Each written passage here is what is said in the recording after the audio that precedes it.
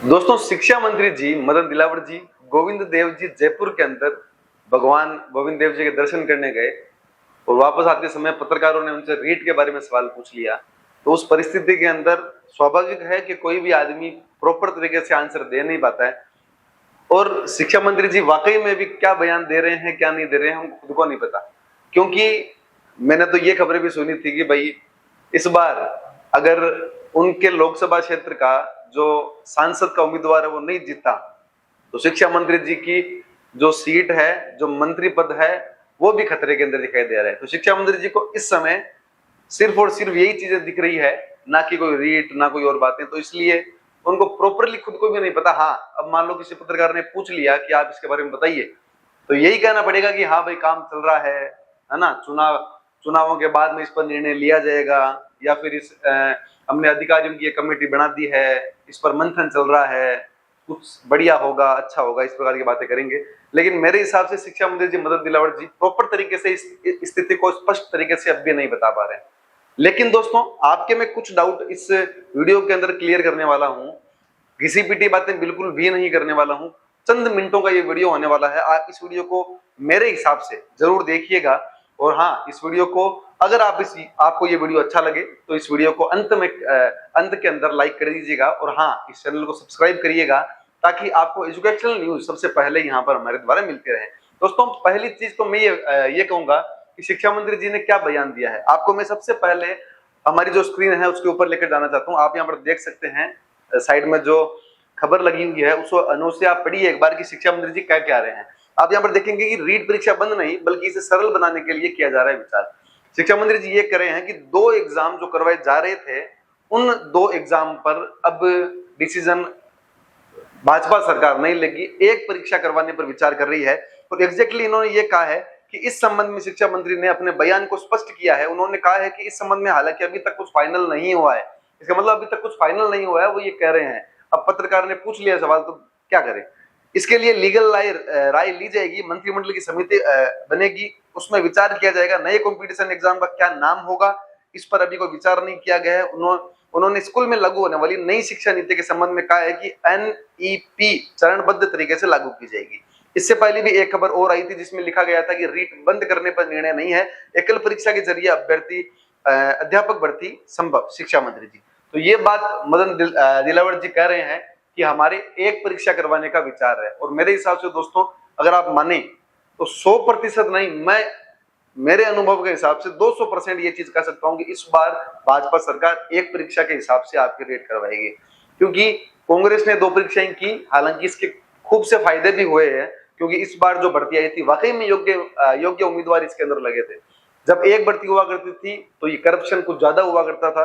तो हालांकि मेरी निजी राय यही है कि हम ये भी मांग करेंगे कि परीक्षा 2 होनी चाहिए। हालांकि ट्विटर पर ट्रेंड भी करवाया जाएगा हमारी तरफ से और पूरा प्रयास किया जाएगा कि परीक्षाएं 2 की जाए, क्योंकि अब विद्यार्थी सेट है, क्या सिलेबस है, फर्स्ट एग्जाम देना है, पात्रता क्लियर करनी है, उसके बाद में मेंस एग्जाम देना है, ये सिलेबस आने वाला है। अब जब अभ्यर्थी पढ़ चुका है फिर से उससे कहा जाए कि नहीं नहीं नहीं, अब आपको मुख्य परीक्षा जो है वो उसके अंदर आपको चेंजेस दिखेंगे, वापस से हिंदी इंग्लिश होगा, 30-30 नंबर के सारे मैटर 150 नंबर का आएगा। तो इससे विद्यार्थी खूब कंफ्यूजन में है।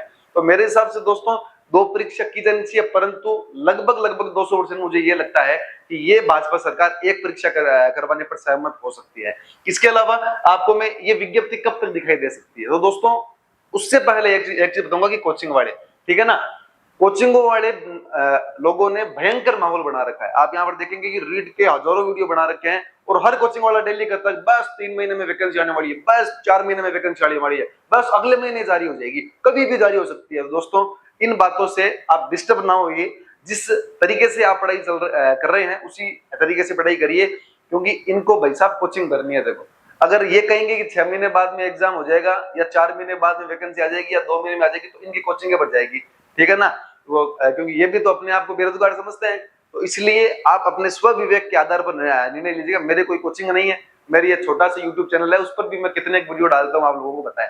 तो उस हिसाब से मैं आपको एक जेन्युइन राय दे रहा हूँ कि आप कोचिंग वाले लोगों पर भरोसा ना करें। ये इन्होंने कह दिया कि 3 महीने में आ जाएगी, तो आप इसके अंदर बच्चे का कहाँ नुकसान होता है, उसका नुकसान ये होता है कि वो अपनी पढ़ने की स्पीड को बढ़ा देता है। अगर आप आराम से अपनी स्पीड से तैयारी कर रहे हो ना, उसमें बहुत फायदा है। वो नोट्स पढ़ने के बजाय बाद में टेस्ट सीरीज पकड़ लेता है, तो खूब सारे मन उसका उद्वेलित अवस्था में चला जाता है। तो ये चीज आप निश्चिंत रहिए कि 2024 के अंदर रीट परीक्षा नहीं आएगी मेरे हिसाब से, और 100% देख लीजिएगा 2024 में नहीं आएगी। हाँ, आपको खुशफुसाहट मिल सकती है कि ये परीक्षा कब होगी, क्योंकि अभी डीपीसी भी होगी, पद खाली होंगे, कितने पद रिक्त है वो देखे जाएंगे, फिर अभ्यर्थना भेजी जाएगी, फिर कंफर्मेशन होगा कि ये आरबीएससी करवाएगी या सेकंड एग्जाम आरएसएमएसएस भी करवाएगी। कुछ लोगों ने ये भी कहा कि सर आरएसएमएसएस भी वाले जो एग्जाम डेट्स है उसके अंदर रीट का जिक्र नहीं है, तो कैसे होगा जिक्र?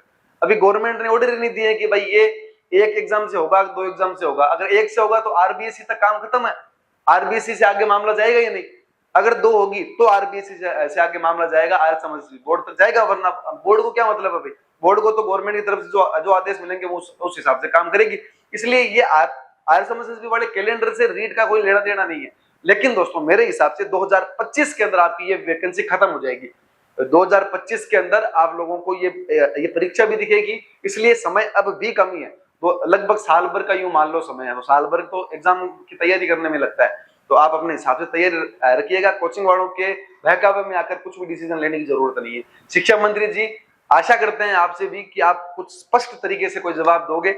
इसके अलावा दोस्तों कितने पदों पर वैकेंसी रीट की आ सकती है? 31,000 कह रहे हैं लोग, लेकिन मुझे ऐसा लगता है कि 25,000 से ऊपर की वैकेंसी आएगी। वो कितनी भी हो सकती है, 27 हो सकती है, 28 हो सकती है, प्रॉपर किसी को नहीं पता होता है। कोई ये कहना कि मैं छाती ठोक के कहता हूं कि मेरे को सब पता है, नहीं पता होता, किसी को नहीं पता होगा।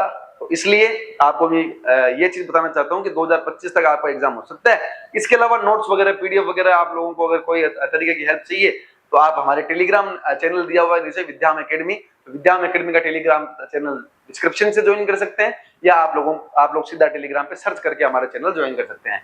इसके अलावा आपके कोई भी डाउट हो तो हमसे पूछ सकते हैं। मैं आशा करता हूं कि मेरे इस वीडियो के माध्यम से आपको कुछ बातें क्लियर हुई होगी। अगर और भी कुछ डाउट रहा तो कमेंट के लिंक के अंदर लिखकर जरूर बताइएगा। और हाँ, इस चैनल को सब्सक्राइब करना मत भूलिएगा, क्योंकि हम 1 लाख सब्सक्राइबर के बहुत ही नजदीक है।